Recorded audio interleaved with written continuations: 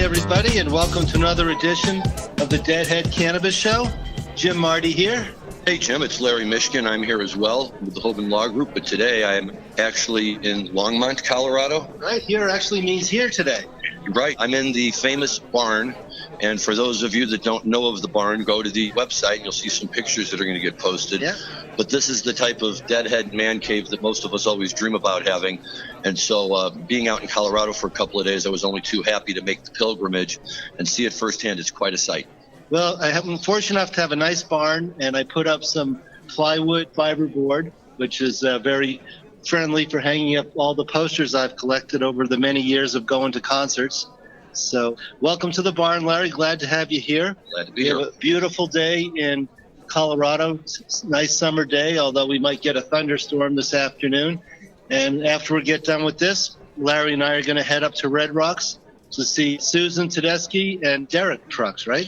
And Derek Trucks. And I know we like to talk business and then music, but I think in this instance, we're going to have to talk music first for a minute. And Tedeschi Trucks are really starting to come into their own. And even I find that my son's generation and his crew, they love it. Older people love it. And how can you not? Susan Tedeschi is such an amazing talent that we could just talk about her for half an hour, her voice range and her guitar playing. And when she does Angel from Montgomery, it brings a tear to your eye. She's that good. And if it weren't for Derek Trucks, that's all anybody would be talking about. And this is just one man's personal opinion. I think Derek Trucks is the greatest guitar player alive today. And he's just so amazing. He doesn't do anything but just kind of sits there. Half the time he's almost hiding behind the drum kit. And I wait for him to show him on the big screen and watch him play that slide guitar. And it's amazing. And just be able to see him at Red Rocks, this will be my first time back there, Jim, in 35 years. Wow. Since I saw the Grateful Dead there in 1984. The last night I was there, they broke out Dear Mr. Fantasy. Oh, wow. Wow. Well, this will be my third Red Rocks show this year. I got to see Widespread Panic there at the end of June. They played a great show. And then I saw Phil and Friends there at the end of May. But I'm looking forward to tonight. I am thinking we're going to hear some Allman Brothers songs, since really, now that the Allman Brothers have disbanded since Dwayne died a couple years ago. Greg Allman, yeah. Dwayne's a couple years gone ago. For a while. Yeah, they're both gone now. But anyway, yeah, so this is one of the outlets to keep Allman Brothers music alive. It is, and they're just tremendous. They played a few Dead songs in the past. They covered Mr. Charlie and Sugaree, and it makes me wish that there could have been a time when we could have heard the Grateful Dead with Susan Tedeschi actually singing for them. Right, that'd be good. And how amazing that would be. Yes, I love Jerry's voice. I love Bobby's voice, but I'm not here to give any grief to Donna Jean. God love her. She was an integral part of it all, too. But Susan Tedeschi is just a talent on another level. So very excited about that tonight. Yeah, I'm sure we're heading up there here shortly. Indeed. See, for me, you can't get to Red Rocks early enough. I'll get up there. If it's a Sunday show, I'm going to cook breakfast and leave right after breakfast. And you hang out on the steps. If you have GA tickets, you can hang out on the steps and be one of the first ones in and get prime seating. So looking forward to heading back to one of my favorite spots on the planet. Yeah. But we should talk some politics and marijuana. Yeah. Where we're at today, Jim, is that on Tuesday, I believe it was, of this week, we had a rather historic hearing in the Senate. And not historic in the sense that years from now they'll be teaching about it in school, although maybe they will, but historic in the sense that the Senate Banking, Housing, and Urban Affairs Committee, headed up by a Republican, Senator Mike Crapo of Indiana, actually hosted a hearing on the banking issue with cannabis, kind of in conjunction with the fact that in the House, the Safe Banking Act has passed committee, and we're waiting for the House as a whole to take it up and vote on it. Because they're going to be doing that soon, the hope was that the Senate would, in fact, debate it. Maybe why one of the reasons this was so interesting was just a week or two ago, Senator Crapo said that he would not hold a hearing on this. He's the head of that committee. He said he would not hold a hearing on this because until the government makes it legal, it's premature, there's no need to do it, and it's just, giving a little too much attention to the cannabis industry. So, first of all, I think that, the first thing to talk about is that a Republican-run committee in the Senate was even willing to address the issue at all. Yes, well, having been going to Washington, D.C. for at least the last 5 years to lobby Congress on cannabis issues with the NCIA, National Cannabis Industry Association, It's a tough sell in Washington. Marijuana is a tough sell in Washington. A lot of people think it's a controversial vote. I heard, I'm not sure if it's from a reliable source or not, but that Nancy Pelosi doesn't want to have any votes hit the floor of the House before the 2020 presidential election.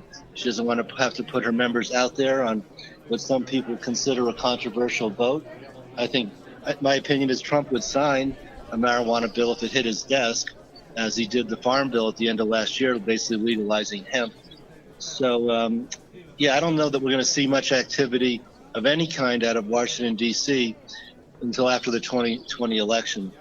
Having been there many times, and anybody who watches the news or follows politics in Washington, D.C., doing the right thing comes in about 5th or 6th place. There's so many other interests and priorities that people have. And I think I've said it on this show before, but my opinion is that Washington, D.C. is not just going to hand us a marijuana industry. We're going to have to fight for it. We're going to have to pay for it. There'll probably be a federal excise tax, and there'll be other aspects that they're not monetary, social justice issues, carve-outs for minorities, access to capital for minorities. It is the Christmas tree effect, that to get a large bill to pass, something to happen in Congress, will take a little bit here, a little bit there, ornament on the Christmas tree here and there. So it is encouraging. There are still a lot of people who think marijuana is harmful, but I think we've seen the social aspects and discussed them thoroughly on this show, that we haven't seen a rise in fatalities and marijuana-related traffic fatalities. And there's also evidence that in the states that have legal marijuana, opioid overdoses have gone down. So, personally, our personal opinions here, of course, are that it's a harmless drug that many people enjoy and should be legal. I felt that way since I was in college back in the 70s. So we'll see, but I think we could all take a good long nap and not miss anything between now and November of 2020. I think you're probably right. There was a lot of question afterwards as to how serious the approach was in the first place, as Senator Crapo did say that they were trying to see if they could find a way to address the issues. On the other hand, he also said that he does not intend to hold any additional hearings on the subject matter. So my sense was that they didn't get it all done. I think that it was also an opportunity to allow certain people to get up and to talk and to have an opportunity to, to say the things they wanted to say. And one of them was a gentleman named Garth Van Meter, who comes from, I forget which one of his groups is more prohibitionist, and they're cautioning against it. And basically, Mr. Van Meter's position is that what we've done here is we're in the middle of a drug crisis. We're actually, you can say, whether we want to promote an increased drug use during an addiction crisis or discourage drug use and help people find recovery and healing. However, as you've heard us talk about on this show, and as many, many people have talked about, a number of experts are exactly looking to marijuana to be the means by which people find recovery and heal from the harmful effects of opioids and the addiction that's trapped many of these people for a long, long time. And the ability to use marijuana to make that transition is a very, very powerful thing for the people who have actually done it and who have found that.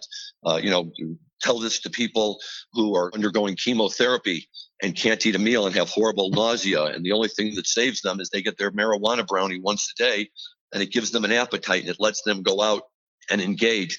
So when Mr. Van Meter, the name of his group is Smart Approaches to Marijuana, makes a statement like that, in my opinion, it's disingenuous. I'm not saying, that he's not saying he's entitled to his opinion, certainly. But it seems to me to be more of these general scare tactics that we've all heard our whole life about all the bad things marijuana could do. And why should we make one more substance legal when we already have too many and people are harming themselves? And I guess my response to it is because, as you've seen here in Denver, Jim, if people are even going to just switch from alcohol to marijuana, the social effects that have happened in this state have been overwhelming. Right. We haven't seen a lot of negative consequences. In fact, we don't have an opioid crisis, in my opinion, in Colorado. It's not on the front page of the paper. We don't have people dying every day. I mean, I could be misinformed, and I'd be happy to hear the other side. But I think it's pretty well known that the states with legal marijuana have less of an opioid problem than states that still have prohibition on cannabis and cannabis products. You're right. So here, there's one last little passage we can talk about here, which really sums up the whole idea of what's going on. And so one Senator Brian Schatz came in and he actually spoke about research barriers for marijuana and wanted everyone to know that he had co-sponsored bipartisan legislation that would address the issue and would actually allow research to be conducted. And then our friend Mr. Van Meter came back in and said, well, if the marijuana industry was really concerned about research, then I don't think they would be selling some of those extremely high potency products. Well, it's that kind of a statement that throws all of this off track. The marijuana industry and many, many people who are advocates of marijuana have been begging for years and years and years to be allowed to do research. And the government, both Republican and Democrat, year after year after year has said, no, we're not going to allow it at Schedule 1, and so we're not going to do it. I have no idea what correlation he's trying to make between wanting to do research and high potency products. But if they were really concerned about the effect of those high potency products, again, they would be allowing the research to go forward. You can't say we're not going to allow research, but oh, we've got all of these terrible problems with it if you're not going to let, the research go forward and actually prove it. So and all this is on the very controversial topic of whether to allow state legal marijuana businesses to have access to banking and checking accounts. Right. And what a lot of these senators say, both, again, Republican and Democrats, is that they recognize that this is a problem. They do recognize that the industry needs to have banking. They do recognize that it has to pivot away from being an all-cash business. And in order to really become the huge business that it has the potential to be, there's no reason why the members of that industry shouldn't be entitled to all of the same services as any other industry out there. But I think what you said before, nobody's going to go around claiming that they get political bonus points for coming out in favor of the marijuana industry. Right. It's considered a controversial vote. It's not controversial to me or you. Sure. For a lot of people, if you're a legislature from Utah or Indiana, and maybe the buckle of the Bible Belt, maybe it is a controversial vote that'll hurt you with your base, which, by the way, is, I think, number 2 on the list of what to do in Washington. Number 1 is, will it help me get reelected? Number 2 is, will it offend my political and donor base? And the list goes on. About you get to 5 or 6, you get to do the right thing. And, they'll do the right thing, but only after many, many other criteria are met. I know that sounds cynical, but as to paraphrase Winston Churchill, a representative republic, democracy like we have is the worst system on the planet, except for all the others. Something like that. Something like that. So, well, we're going to have lots more to talk about this as it goes forward. And it's something that we're going to keep tracking. I know that the House is talking about moving perhaps on the Safe Banking Act, so we're going to keep an eye on that. As other states come online here, there's going to be a lot for us to follow. I know Missouri applications are coming due very soon. I'm working on a few of those. I know, Jim, you're involved in Missouri. Great state of Missouri. Absolutely, my home state. So it's probably about a year from now before the medical program is actually delivering cannabis to patients. But applications go in August. License will be issued October, November, and we'll be growing legal marijuana in the Show Me State. Yep. Very excited about that. So, to pivot back to our second favorite topic of music, I think that Tedeschi Trucks, if you haven't ever listened to them, go out and listen to them. You need to hear their music because they're that good, and I couldn't be more excited to see them tonight. One of the things I wanted to ask you about, Jim, is something that's making the rounds right now is the new documentary by Trey Anastasio. And I don't know if you've heard about it yet or seen it. I have not. It's really fascinating. I have not seen it. Some of my sons and their friends have seen it. And I like anything else, you don't want to ruin it for anybody who hasn't seen it. It gets into, a lot of who Trey is and what he's all about, but it really examines, I believe, the drug abuse problems that he had and the demons that he had. And most importantly, though, I think that at the end of the day, it comes out as a story of victory because of how Trey was able to shake those demons and put himself where he is today at the same age Jerry was when he died, only stronger than ever. Right. That's been the talk of the summer is that Trey is now older than Jerry was when Jerry died. Yep. And he sure looks like he's in great health and playing great music. You saw Fish a couple of weeks ago. 100%. And I mean, really, it's like he has new motivation, new energy. We shouldn't say new. He's had it for a while since Fish 3.0 came back out. But again, for me, as a lifelong Deadhead and somebody who saw the Dead's 4-hour documentary when it came out a while back, which, although ostensibly about the Dead, ultimately focused on Jerry and his heroin problems, and in that instance, how Jerry wasn't able to overcome them, and felt the need to keep the machine moving forward so that everybody who was associated with it and depended on it would be able to keep making a living too. And in Fish, Trey, and with the help of his bandmates, not to say the Dead didn't try to get Jerry to stop, but it's really remarkable what they've done. And I'm going to see the documentary very shortly, and I think I would probably recommend that everybody see it. Yeah, and Trey talks about it as a life-changing experience when he was emptying the trash at the county fairgrounds with an ankle bracelet on, and how he thought about how much he really missed Fish. Yeah, that's true. You don't appreciate what you have until it's taken away from you, and they came back stronger than ever. And along the movie scene, have you ever made it to one of the Dead's annual meetup at the movie nights? No, but I think I will, because they're going to be doing some of them during the days between.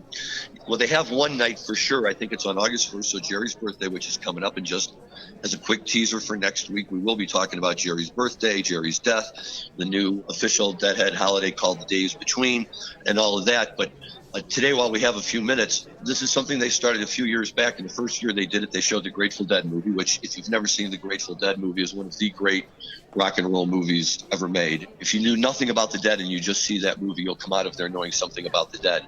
This is a show. I think this is a giant stadium show that they're going to be showing. And for me, it's just fun to get back out there and to be in an audience-like setting.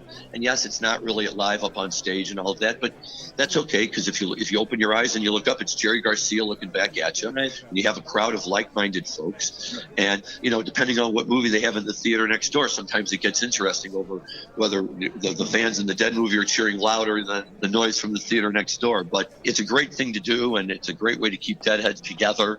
I would definitely recommend it. Yeah, I look forward. I think the show is the summer of 1990. Could be. That could very well be. Sort of pretty close to the end of the road there. You get into the 90s, you're getting close to the end of the Jerry shows. Right. Well, people say that 90 was the last really great touring year of the band. Or yeah, a lot of people thought they really slept. The last Grateful Dead show I saw was May of 95, so just 2-3 months before Jerry died. It wasn't, up to caliber of where it had been in the past, and I certainly noticed that Jerry was slipping at that show. That was out in Las Vegas. Yep. At the Silver Bowl. Yep. And I was at the last 4 shows, 2 in St. Louis, 2 at Soldier Field. And the Soldier Field show, my buddy and I got up to walk out during the Black Muddy River encore, because it was more than, it wasn't disappointing. It was sad on a real level to see this man up there stumbling through a song. And Black Muddy River is a fine song. I have no problem with it, but he just couldn't get out of his way. And luckily Soldier Field was big enough that, before we all the way got out, Phil came in and saved the day and said, we're not ending the tour on this note, and, kicked into a really nice Box of Rain, which I think if you're ever going to have a final Grateful Dead song of all time played by the band, is as good as any. And, and sure enough, a month later, Jerry was dead. It explained a lot, but it was very sad. Yeah, and that Box of Rain was the end. It was. That was it, which is very cool. When they came back for Fare Thee Well, the first song, the first night was Box of Rain. Okay. And they pulled it all back together. So. Yep, Larry and I went to the Fare Thee Well, 3 summers ago now, or 4? 4 summers ago. 2015. For the in Chicago. 50th anniversary.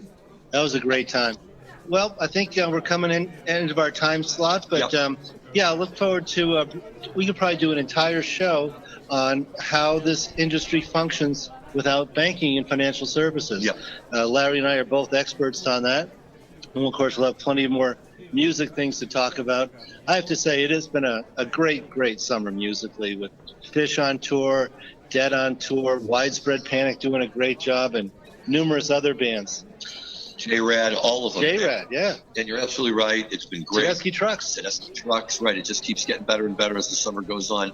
So I don't know about you, Jim, although I'm having a great time here at the barn and could stay here all day. I'm just about ready to make that early entrance over at Red Rock. Can't get there too early. Love it. Okay, guys, see you next week. Over and out from the barn.